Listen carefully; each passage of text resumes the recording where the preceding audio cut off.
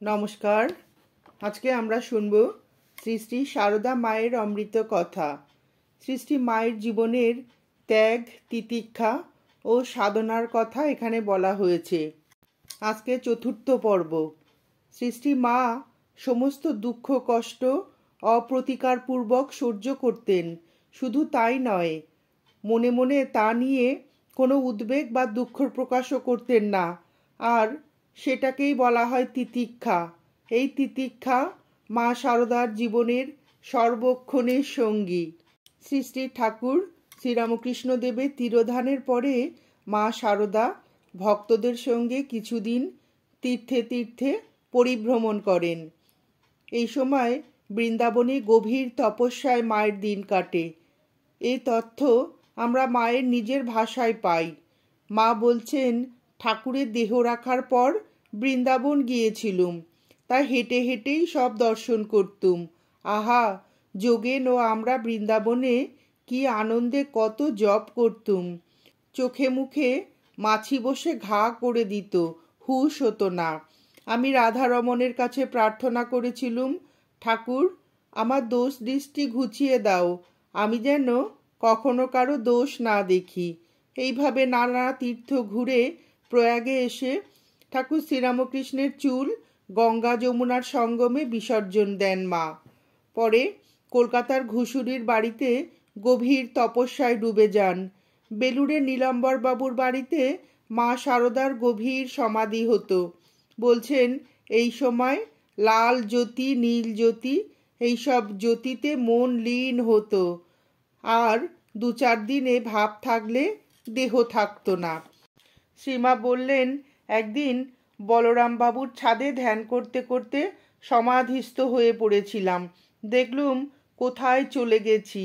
সেখানে সকলে আমাকে কত আদর যত্ন করছে। আমার যেন খুব সুন্দর রূপ হয়েছে। ঠাকুর রয়েছেন সেখানে, তার পাশে আমায় আদর করে বসালে।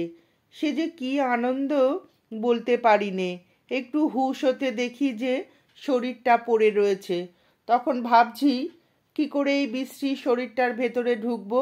ওটাতে আবার ঢুকতে মোটেও ইচ্ছা হচ্ছিল না।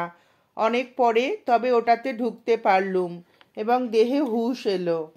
শ্রীমা সাধারণ ব্রত উপবাসও করেছেন লোক শিক্ষার জন্য।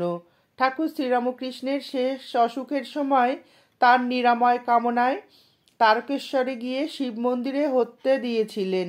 2 দিন নিরম্ব উপবাস করে মন্দিরের চাতালে পড়েছিলেন। পরের রাতে তার মনে একটা অদ্ভুত ভাবের উদয় হলো। মনে হলো, এ জগতে কে কার স্বামী, এ সংসারে কে কার, কার জন্য আমি এখানে প্রাণ হত্যা করতে বসেছি। বিধাতা তার সব মায়া কাটিয়ে এমনি বৈরাগ্য এনে দিলেন যে মা সারদা সেই রাতেই উঠে 1 গণ্ডূষ জল মুখে দিয়ে উপবাস ভঙ্গ করলেন।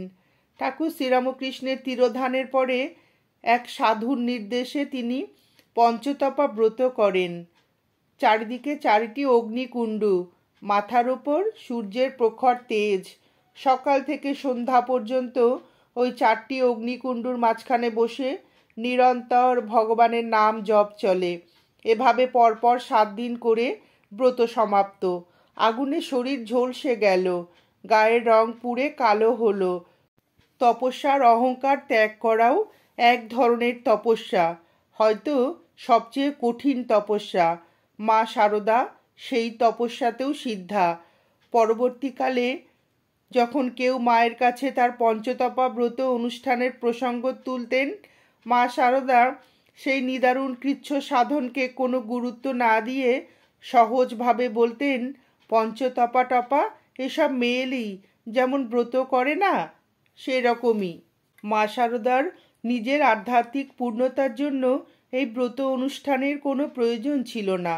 তবু যে তিনি এই কঠোর ব্রতটি পালন করেছেন তার কারণ সম্বন্ধে নিজেই পরবর্তীকালে বলেছেন, তপস্যার দরকার পার্বতীও শিবের জন্যে করেছিলেন, তবে এসব করা লোকের জন্য, নইলে লোকে বলবে, কই সাধারণের মতো খায় দায় আছে। এইভাবে প্রচলিত প্রথায় তপস্যার জীবন দেখানোর জন্যই আজন্ম তপস্বিনী মা সারদা আনুষ্ঠানিকভাবে কৃচ্ছ সাধনের তপস্যাও করলেন। তারকেশ্বরের মন্দিরে হত্যা দেওয়া, পঞ্চতপা ব্রত পালন, এসব ঘটনার অন্তর্নিহিত তাৎপর্য এই: মা শারদা লোক প্রচলিত রীতি, প্রথা এবং সংস্কারকে উপেক্ষা করছেন না। ঠাকুর শ্রীরামকৃষ্ণের মতো তিনিও কোনো কিছু ভাঙতে আসেননি। সব কিছুকে মেনে নিয়ে সব কিছুর মধ্যে তিনি সামঞ্জস্য স্থাপন করেছেন। ঠাকুর শ্রীরামকৃষ্ণদেব বলেছিলেন ও চেয়েছিলেন মা শারদা সকলকে জ্ঞান দেবে। সেই জন্যই তো তার আশা। ধীরে ধীরে ঠাকুর শ্রীরামকৃষ্ণের কথাই সত্য হলো। মা শারদার জীবনে শুরু হলো এক নতুন অধ্যায়, এও এক নতুন তপস্যা। এতদিন যিনি আত্মগোপন করেছিলেন, এবারে তিনি জননী হয়ে সন্তানদের কাছে আত্মপ্রকাশ করলেন। তাদের জাগতিক পারত্রিক সমস্ত ভার গ্রহণ করলেন। এ তপস্যা সন্তানদের জন্য তপস্যা। ত্যাগী ছেলেদের মঙ্গল কামনায় অহরহ তার প্রার্থনা, যাতে তাদের মাথা গোজবার একটা ঠাঁই হয়, যেখানে তারা প্রেম সূত্রে আবদ্ধ থাকবেন আর সংসারতপ্ত মানুষ তাদের সংস্পর্শে এসে শীতল হবে। মা শারদার সেই প্রার্থনার ফলে গড়ে ওঠে নবযুগের ধর্মসংঘ। নিজেই বলেছেন পরবর্তীকালে, আহা, এর জন্য ঠাকুরের কাছে কত কেঁদেছি, প্রার্থনা করেছি, তবে তো আজ তার কৃপায় মঠটর যা কিছু। কেন্দ্রমূলে থেকে সংঘকে সুপ্রতিষ্ঠিত এবং সুপরিচালিত করতে তিনি সদা সতর্ক। ত্যাগের সাধনা, সেবার সাধনা, ক্ষমার সাধনা আর নিয়ম নিষ্ঠার প্রতি লক্ষ্য স্থির রেখে শ্রীরামকৃষ্ণ সংঘ যাতে সুপ্রতিষ্ঠিত হতে পারে, সেদিকে সৃষ্টি মায়ের সজাগ দৃষ্টি। সংঘ জননী রূপে সকল সন্তানের মঙ্গল কামনার মধ্য দিয়ে তার সাধনা চলে অব্যাহত। আবার একই সঙ্গে ঠাকুরের কাছে নিবেদন করেন প্রার্থনা, আমার আমিত্ব যেন না আসে। কিন্তু তিনি তো শুধু সংঘ জননীই নন, মুষ্টিমেয় ত্যাগী সন্তান যারা, তার ভাষায় দেব শিশু, দেবের আরাধ্য ধন, তাদেরই তো শুধু জননী নন তিনি। যারা ত্যাগ করতে পারেননি বা ত্যাগ শেখেননি, তাদেরও তিনি জননী। তাই বিশ্ব জননী হয়ে তিনি সব শরণাগতের ভার গ্রহণ করেছেন।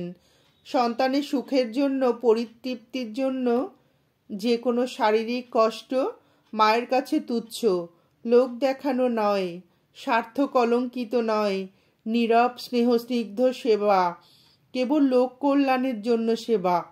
তাই এখন গুরুর রূপে সকল সন্তানের সেবা করে চলেছেন। তাই তো মা সেবককে বলছেন, দুঃখী মানুষের ব্যথা কত বড় হলে বুঝবি, তুই তো মানুষ। সন্তানের কল্যাণে, সন্তানের তৃপ্তিতেই তার তৃপ্তি। জাতি ধর্ম পাপী পুণ্যবান নির্বিশেষে মানুষকে তিনি তার স্নেহাঞ্চলে আশ্রয় দিয়েছেন। কে বলেছে তুমি হীন জাত, তুমি আমার ছেলে, ঘরে এসে বসো। আবার বলেছেন, আমরা তো ওই জন্যই এসেছি, আমরা যদি পাপ তাপ না নেব, হজম না করব, তবে কে করবে? পাপী তাপীদের ভার আর কারা সহ্য করবে?